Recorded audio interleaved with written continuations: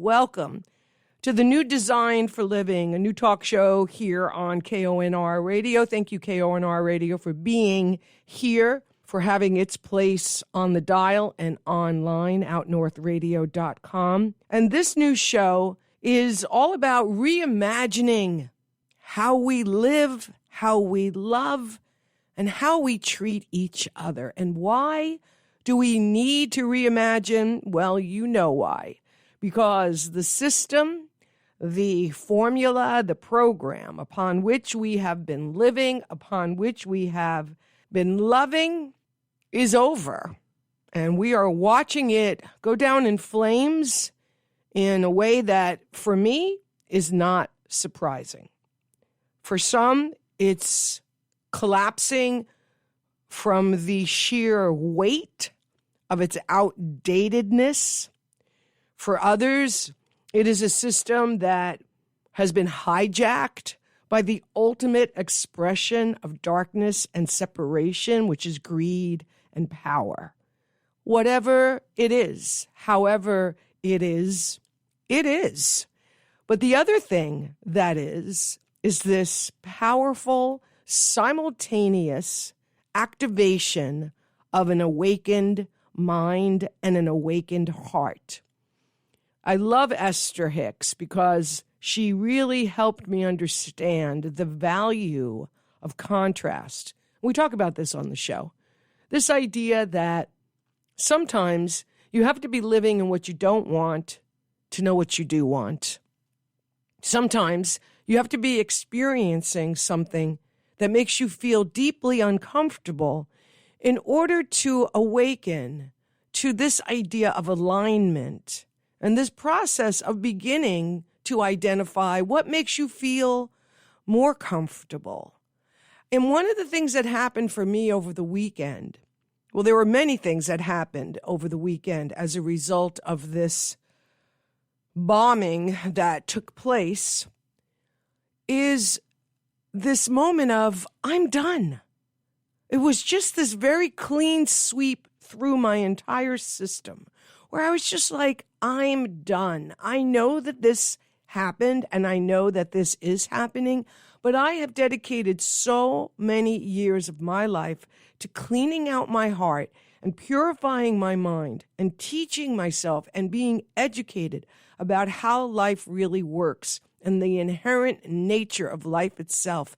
I am so cleaned out of the programs of separation and duality that I can't even relate to this anymore. But my personal empathy, of course, is the connective tissue.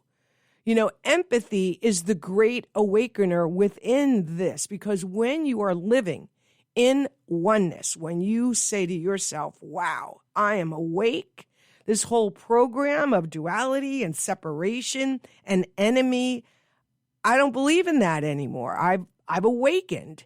And I am starting to recognize, because, you know, it's an arc of awakening, right? Some of us are just starting. Some of us are on the path. Some of us feel more awakened than we've ever felt in our lives, regardless of where you are. Maybe this show is the agitator of your awakening. I hope it is, because when you begin to remember who you are, something that the program of separation went out of its way to help us forget, but we are awakening to who we really are. We are awakening to the inherent creative power that lies at the very center of our own beingness. When you awaken to this scientifically proven truth that all of life is interconnected, suddenly, you have to deal with the awakened heart. Because when you're in duality, when you're in separation, when you're in the trance of other, when you believe in an enemy and therefore you believe in war, you believe in bombing people, when you awaken to that illusion, that programming, your heart, at least what was true for me and what is still true for me, becomes extremely tender, or maybe it was tender the whole time. And now we're just awakening to that tenderness because we can't avoid it anymore. That's empathy. When we recognize ourselves in another, it's extremely uncomfortable until it isn't. You know, we drive by people who are homeless, who are begging, who are passed out on the grass, on the sidewalk. People here in Anchorage using grocery carts, not filled with food, but filled with the last of their belongings as they motor down the sidewalk trying to figure out where they're going to lay their head. When you come out of oneness and unity consciousness and this understanding that there may be many and we may be different behind the appearance of difference, there's just one thing happening. When that happens, you have to tend to your heart because it becomes tender, because it's been feeling that empathy all this time. But now, as your mind and heart become aligned and there's this coherence between the two, it's important. And in the new design model, we have tremendous compassion. We give it the time and the space that it needs. I'm talking about the heart. When it begins to awaken, when it begins to unfold the many layers that have calcified it from what is happening, when you feel what other people are going through, it is a game changer. But empathy is also the reason why we can't stay silent. At least that's true for me. I would love to hear what's true for you today. How are you feeling about what is happening? You know, the title of the show today is Stepping Out of the Matrix of War. And this question, because in the new design for living, we live in the question. We're always open to the answer. We know eventually it reveals itself to us. But we also know that when you're going through times of change, when you're inside a radical imagination to reimagine a completely new matrix, a completely new infrastructure, a completely new way of living that we create from the inside out, it's always about the question. I love living in the question these days. I have such a sacred relationship to the question because it puts me in this field where there are many possibilities and many answers, but mostly it puts me in this field of deep curiosity. You know, it's like I imagine my mind and my heart has these tentacles coming out, you know, and it's feeling out into the open void of the question. What happens when a group of people no longer believe in war? What happens when a society wakes up and shakes the cobwebs from their thinking and says, hold on a second, I don't want this anymore. I don't believe in this anymore. This wasn't ours to do. There's no enemy attacking us. What happens when a society begins to tip the scale away from a belief in separation and war into a belief of oneness and peace? 907-222-1061 is the phone number. I'd love to hear your thoughts about what's going on, because I know you've been thinking about this all weekend. We've all, well, not all of us, many of us have been processing this whole experience, seeing the headlines, you know, and how the old design model and the program of separation and power keeps us suspended in fear. Why? Because we have given away our power to the headlines, to legacy media, to the outside world that will inform us when it's okay to feel a certain way. Well, that's not how we do it anymore. In the new design model, we are absolutely aware of our responsibility and our capability of having dominion over our thinking and having dominion, having personal ability to direct how we feel.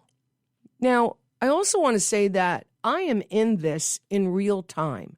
I've not mastered anything. The only thing I've come very close to getting a real handle on is how my mind thinks. And that happened as a result of meditation for 100 days for an hour every day. I am so grateful I said yes to that challenge that was given to me by Kyle Cease. I went on a retreat back in 2017. I was all confused about what to do with my life. And I went to that retreat and I came out with a challenge from Kyle to see if meditation could heal my confusion. It did. However, it also gave me a life lesson, and I'm so grateful that that lesson is permanent. It rearranged me in a way that could not be undone. And I'm so grateful because in the process of meditating for an hour every day for 100 days, it was like putting a camera inside the chrysalis. And I was able to eventually, and it took a good, I don't know, maybe by the time I got to day 61, I had finally detached from my thinking and became the observer of my thinking. And that was unbelievable. In fact, all of those videos are on my YouTube channel. I do have a few, but that one you can find under the Confusion Experiment. So my point being is once you awaken, you cannot stuff yourself back into an unconscious way. I mean, sure you can, and we do with different things. But you know what I'm saying. And I'd be curious to know, when you heard the news that we had bombed the world to pieces, what happened inside you? Did you feel something different than the last time we did it? Did you go through a personal kind of like reckoning, trying to assess where you are with it now, this idea of war? Or did you just immediately go, no, I'm not doing this anymore. This is wrong. 907-222-1061 is the number. You know, I was thinking about John Lennon's song, Imagine. In the old design model, things like peace and love are seen as weak. That's why I love in that song, Michael Franti says, power to the peaceful. Because in the new design model, peace is fierce. Peace is a force. Peace has a vibrational frequency to it. And that is why there are all these beautiful studies that have been done around meditation when people are collectively intending and setting an intention for peace and love and oneness. And they monitor not just what happens in the brain and in the heart, people like Joe Dispenza doing that now to such a degree that it's just so incredible. But what we can tell is that it actually works. It actually affects the environment in which we live. So if you're feeling like you want to be more peaceful, but your mind tells you that it's seen as weak, I just want to encourage you to do a deep dive around that and see if it's actually true for you. And know that there's a lot of us, thousands, millions now, who are doing this and who are awakening. The other thing I was thinking about with regards to John Lennon's song, Imagine, is this realization that the land had no lines. Like, that's what he's saying in that song, you know. Imagine no borders and imagine no lines that separated us. It may be a challenge to take that in. Even when I say that myself, I can feel my mind resisting, saying, why are you saying these things, let alone on a microphone? It's bad enough when we think this way and nobody's hearing it. Now everybody is hearing it, but that's okay because I'm aware of it and I understand why my mind says those things to me. But I was also deep in this thought today of what it's like to just think for a moment that in the beginning, the earth, we didn't have any borders. We didn't have any lines that separated us. And even if we do now, how do we change our thinking so that we can see those borders not as something that separates and divides us, but something that makes us wholly unique. And that is why the new design for living is not necessarily for everyone. I believe it can be, but you have to really be committed to a radically new way of thinking about things. Even if you're saying, look, Cease, here's the thing. I'm really having a tough time with what you're laying out here, but I will consider it. I will stretch the canvas of my thinking a bit wider, and I will entertain. I will think about what you're saying and see what my own thinking says to me about it. And then, more importantly, what your heart reveals to you and how it feels. Because I'm telling you, if you had a feeling of sadness or constriction or even anger like I did, that's the awakening heart that says, this doesn't make sense anymore. So so when we ask the question, what happens when a group of people, a society, say no more? Well, we're seeing it, right? We're seeing it on social media. We're taking to the streets. We're calling our representatives. But for me, ultimately, what I have to do is I have to get in my lane. And I have to continue to make myself available every day for the new design for living and what it is revealing to me so that we can reimagine how we want to do this. I personally don't believe that it can be fixed from the inside out. For me, it's over. Besides that, I don't want that system informing me of a new way.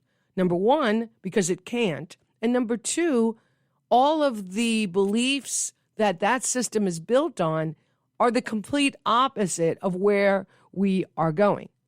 So why would we want a system that is based on separation to help us define a system that is built out of unity consciousness and this idea that we are each other? I don't want that. It doesn't make any sense. And so the new design for living doesn't look towards the old to inform the new for all the reasons why I just said. And this is why it's so challenging, because then the mind says, well, then where are we going to look? Because the mind is used to, the program has taught us, look outside of yourself. It's always outside of ourselves. Not anymore. One of the beautiful parts of the Great Awakening is, oh, wow, you mean it's right where I am? Uh-oh. Wait a minute. You mean I have the power? Wow, hold on a second. You mean I have economic power? I can actually be more thoughtful and mindful about where I'm going to shop and who I'm going to give my dollars to, because now in my awakening, it is important to align my economic spending with people who are aligned with how I'm thinking about things. See, this is why the questioning is such a powerful part of awakening. And if you're in the question more than you are the answer, just know that you're not alone. So here's the other thing I wanted to bring up today. When we talk about war and we talk about this idea of an enemy, we are very accustomed to talking about it looking outside of ourselves. However, in the new design for living, we have developed the capacity, and it comes with practice, and we build this capacity, we build this strength, we build this self-compassion and self-love to turn our attention inward.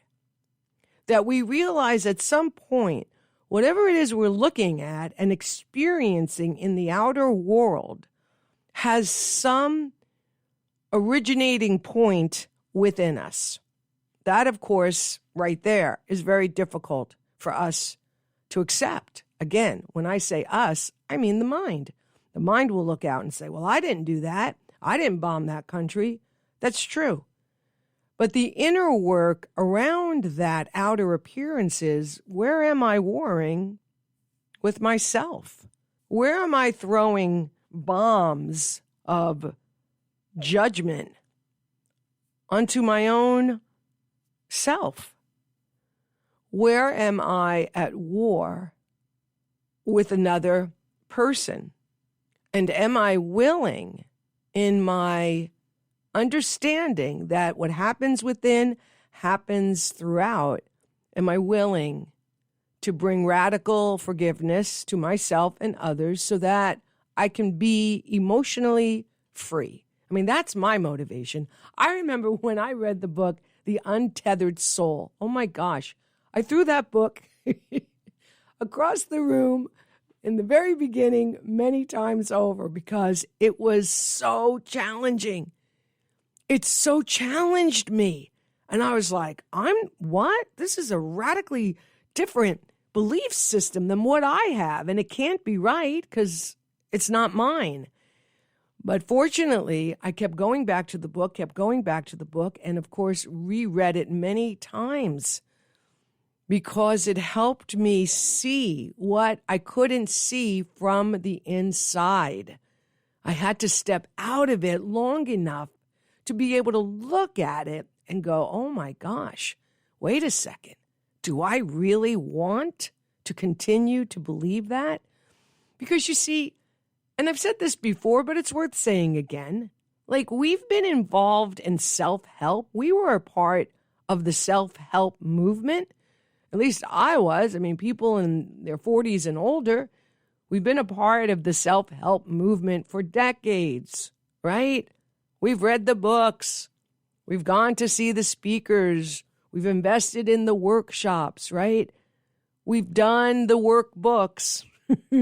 We've done the deep dive because something called us personally and collectively deep into ourselves to begin to clear out all that isn't true so we can have a greater experience of our own sense of self, our own wholeness.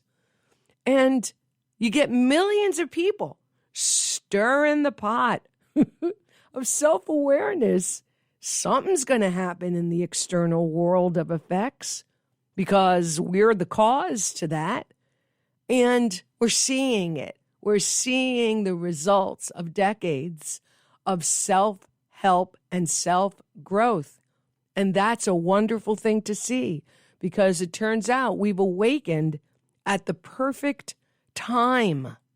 Wake up, everybody. I love that song, Harold Melvin and the Blue Notes. Going back a little bit on that, but you know, music is timeless. It doesn't matter if it was recorded yesterday or 30 years ago. If it's relevant, and it always is, it's always going to be a part of what I do here behind the microphone. This is the new design for living. It's as much a new show for me as it is for you, you know, and I'm showing up every Monday here at noon on KONR Radio because my heart is asking me to do this. I mean, that's really how I live these days. I'm always checking into my heart because I know my mind has its own agenda, but the heart's agenda is much cleaner. It took me some time to drop into my heart and to trust it and to get to know it and to understand that it's a GPS and it's the brains of the operation and that it has the capacity to go out before me and feel into what it is and always come back and communicate that to me so that I'm able to make choices that align with who I'm trying to be in my life these days. And the mind is a very subtle thing.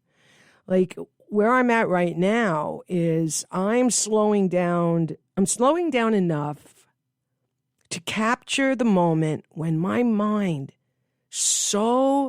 it's a master really because it will move me into separation through, of course, thoughts. And I fortunately now am so committed to waking up when I'm in separation and thoughts of division that I'll eventually go, wait a second, that person is not my enemy. That's my friend. That's my coworker. That's my family member. And that's what's going on. That's what I hope today's show helps us all do, is to wake up to the reality that there is no enemy. There is no enemy. In the old design model, there is, because there has to be, because the enemy justifies all that the system does. However, we are realizing today that every single person is coming out of the same stuff that we are. And it has been brutal, and it still is brutal to see. And oftentimes, I literally can't. I can't look at the images. I cannot. My heart can't take it. And it doesn't have to take it anymore because it's seen enough. What it wants to do is help me create a new way of living and loving and governing and treating people that runs alongside what has been and what still is, so that I can use it as a reference point. Sometimes I go into it, absolutely. But I am trying more and more these days to stay in my lane and maybe look over my shoulder and see what's going on, and to use it as a reference point to either what I want more of in my life or what I don't want at all in my life. And like the great Ram Dass said many years ago, one of those nuggets, one of the top 3 nuggets of my lifetime, that when I heard it, it was a teaching that changed me forever and gave me a level of freedom and gave me a tool I had never known before, because I was in a program of separation. I was in a program of victim. Somebody did something to me. There was punishment. There was persecution. And then one day I heard him say, "You're a liar, a cheat, and a thief. And I love you.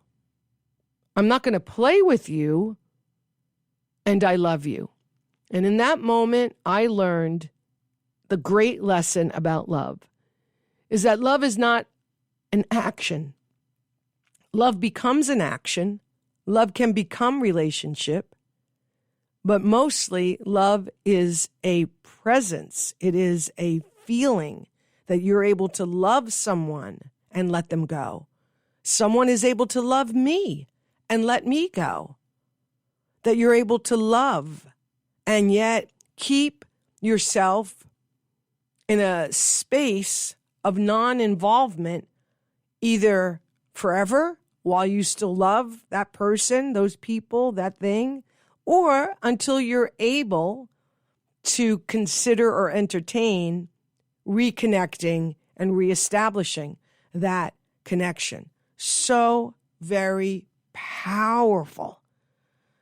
907-222-1061 if you're listening and would like to call and share your thoughts about what we're talking about today, which is stepping out of the matrix of war. Not just a war that's happening in society, in the headlines, what we do to each other, each other's countries, each other's civilians. I mean, if you're not calling what's happening in Palestine a genocide at this time, then, I guess you never will. I mean, but the idea that we are watching that happen and that's still happening and that there's no force greater to stop that is one of the great heartbreaks of the day. And yet, I know that I can't necessarily personally do something about that more than what I've done. The best thing that I can do is to take that fine-tooth comb through my own life and be radically honest with myself about where I may be warring with myself or with another. First, mentally. Am I buying into a narrative that my mind is presenting to me that keeps somebody as my enemy, that keeps me separate? Or am I so taken up by my purpose and my reason for being here that unless it's fueling that direction, it's not even a part of my consciousness? These are the kinds of questions that we live inside of as we are walking the path of the new design for living. And the last thing I want to use as a reference point today, as it relates to the old system and the old design model, is that it must be profitable. I mean, we don't have a healthcare system. We have a keep people sick system. I mean, I opted out of that decades ago. Once I saw the truth of that, I was so angry for so long. And thank goodness I have the people around me that I have, like Louis, who was running Organic Oasis at the time, and Vicky, who owns Natural Pantry. People that were way ahead of me, who had information I had never been shown. And they showed me, and that radically changed my life. That was one of the second of the top three that radically changed my life forever, is seeing that the system thrives on us being sick, whether it's the medical system, the drug industry, the food industry, and we are awakening to that as well. Not too long ago, there was a long stretch of weeks where people were doing all sorts of videos inside grocery stores like Trader Joe's and showing us the labels that it was coming from China or it was GMO. And so even in that area of our lives, we are awakening, which is a beautiful thing. But the system, the old design model, it's got to be profitable. And that's what war is. War is profitable. It's how the top make a gob of money. Look at the trillions of dollars we put towards our military and this thing called war, while the same country has no problem allowing people to starve or go without Meals on Wheels. I was reading that there's a county, I think in Virginia, and they're losing their funding. And how many elderly people, the people that came before us, our mothers, our fathers, our aunts and uncles, how many people now will be food challenged because that program lost its funding? Almost 20,000 people. And so when we have these kinds of moments, we go, okay, you don't want to fund that anymore? In the new Design for the Living, we say, well, what's mine to do? And we don't necessarily seek the largest answer to that because we've become more comfortable understanding the impact of just one person. So we feed somebody, or like my dear friend Duke Russell and his tribe that goes out on a regular basis, feeding the people they can. Here's one man who said yes. And because he said yes, he created a field. He created an atmosphere for other people to feel their yes. And because he stayed with his yes and just kept doing it because he was called to do it, though he appropriately takes breaks and gathers supplies so he can go out again, because he said yes to himself, because he answered the call that he was experiencing internally, because he looked out and said, I can't do this anymore. I can't just stand by like we just heard in that song. Duke's empathy, Duke's unity consciousness, his realization that this was his to do started him on the path of doing. And as a result of him still doing, now other people do. And that is what it's like in the new design model. When you answer the yes of your own calling, when I say to myself, because let me tell you, in my meditation, so I started this show January 20th. So it was really tapping me on the shoulder big time, in December, in a way that I couldn't ignore anymore. But I wanted to ignore it because my ego mind was like, wait a second, what? Like I had just been inducted into the Alaska Broadcasters Hall of Fame and I was riding high. I had prepared for that and I had to review all of the years I've been behind the microphone in Anchorage. I was like, dang, what a beautiful life. I've been blessed to live here. And then my inner voice was like, okay, well, that's all great, but now we need you to go to local radio because, you talk about the new design for living. That's all about local matters, local radio, local businesses. Well, guess what? Get your ass in the seat. And we want you to do the new design for living on KONR. I was like, what? But you know how I feel about talk shows because they're very different, even though I don't have a problem talking. When I'm inside the skin of a talk show, it's like, well, aren't people supposed to call? Well, that's not always the case, and that's fine. But what I know that I'm doing is I'm saying yes to the thing within me that told me this is where we need you to be right now. Without any attachment to outcome. Of course, I'm like, wait, what? I was programmed in radio. That's about numbers. That's about audience size. That's about phone calls, right? All measurable. Well, that's the old design model. And the new design model, it's really about how it makes me feel. And it always makes me feel aligned with myself when I'm sitting behind a microphone hanging out with you on a Monday afternoon. And that's what the new design for living here on KONR is all about. Very much like Duke. I'm saying yes. Hopefully every Monday I'm establishing an atmosphere. Hopefully every Monday I'm saying something that makes you think differently, makes you consider things from another perspective, and ultimately makes you feel less alone. And that's why I'm now thinking about ways to gather in community so that we can see each other as often as possible. I really feel that's super important. These days, it's important to be mindful of our nervous system. It's part of our awakening because we realize, oh, wait a second. I wasn't designed to take this kind of difficult news in 24/7. Now, that will wear us down. It will deplete your nervous system, and it will cause hormones like cortisol and adrenaline that have that have a regular cycle. They're not meant to run 24/7. That's why it's so important to make it okay to put the phone down, to step away from the computer, to just stare outside at the tree. Better yet, go out, take off your shoes and socks, put your feet on Mother Earth. There is no faster healing than Mother Earth. I'm always hugging trees. I just have something with a tree. Maybe I was a tree in my last life. I don't know. But I can feel trees, and I know they feel me.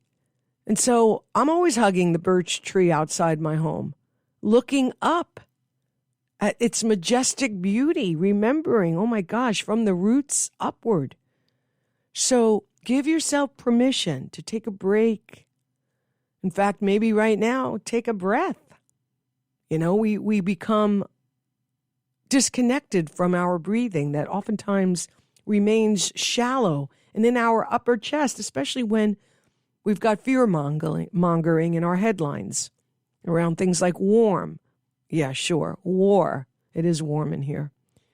So anyway, the new design for living, 907-222-1061. If there's anything that I've said that you want to comment on or talk about today, I'd love to hear it. But in my closing minutes with you, I want to encourage you to not only today, but stay in touch as we go forward. I'm on Facebook doing live videos for sure, Tuesdays and Wednesdays. I'm developing a YouTube channel because the truth is that we're building community online. We have for years. And even in my old design model of community being a certain way, I've had to continually break free from the confines of that thinking. I mean, the other day I was looking at my phone and I'm like, Cease, this is it. Whether you like it or not, whether you want to have resistance to it or not, this is your connection to other people. This is your connection to building community with other people, not just here in Anchorage and Alaska, but everywhere. Because that's what this moment is all about, is building community, is to coming together and saying, yeah, I don't want this either. Now what do we do? And so today I've given you a few practical tips on what to do. And maybe you'll do them. Start doing them. And the first one is, where am I warring with myself? Where am I at separation with myself? Where am I allowing my mind's narrative from something I probably did years ago, still keeping me separate from my own self? And am I willing to forgive myself? Here's how I feel. You did the best you could. I did the best I could. How do I know that? Because that's what I did. If I could have done better, I would have, but I didn't. Because we're in a growing phase here on this earth plane, this earth school. We're always growing. We're always evolving. We do the best we can with what we have and what we know at the time. So why hold yourself as the enemy for something you couldn't do any better? Maybe you can do it better now. And you will. But I want to encourage you to be quick and swift with this idea of forgiveness. Just do it. because we need all of you right now. We need all of each other right now. We need the best of ourselves right now. This is not a time to be stuck in the past, in regret, in separation, have stuck forgiveness with yourself and other people. I'm telling you, this is the time, especially with the new moon coming up on Wednesday, to start again. Free yourself from the confines of your own thinking that wants you to believe that you're the enemy, that they're the enemy. And join me in purifying our thinking and allowing our inherent nature to reveal itself to us and through us and as us. Because one thing I know for sure, we are yearning for our own wholeness. We want to feel our own wholeness. And that's why this collective awakening is so powerful, because we are awakening not just to who we are, this whole divine essence and presence, but we're also waking up that when we came into this experience, we were given this creative power that the system and our upbringing and the programs that we absorbed from 0 to 7 told us that we needed to give to the outer world and the outer authority because they knew better. Now we know better. And that's exciting to me. There is nothing more exciting than what is happening right now. Yes, in the midst of the horror that is happening in this country right now, even though we have some significant dark energy running the country into not the ground, but into the deepest parts of separation, power, control, greed. We're watching it, and we're freaking out. We're trying to find the things that we can do, that when we do them, there's some measurement of effect. However, even if you can't measure it, don't give up, because this is a marathon. That's why I'm saying do whatever you have to do to heal. Well, you don't have to do anything. What I am doing, and I want you to think about doing yourself, is to get as present tense as you can. Cut the cords from the past. Free yourself. Free everybody else. And make as much of your perfect, pure self available right now, because we need you. This movement needs you. The new design for living needs us to see it, to believe in it, and to start taking the steps towards this. And that's where radical imagination comes in. It's something I'm going to be talking about tomorrow on my video, which you can find on my personal Facebook page, Camille Conte. So thanks so much for tuning in. Take good care of yourself. I'll see you next Monday.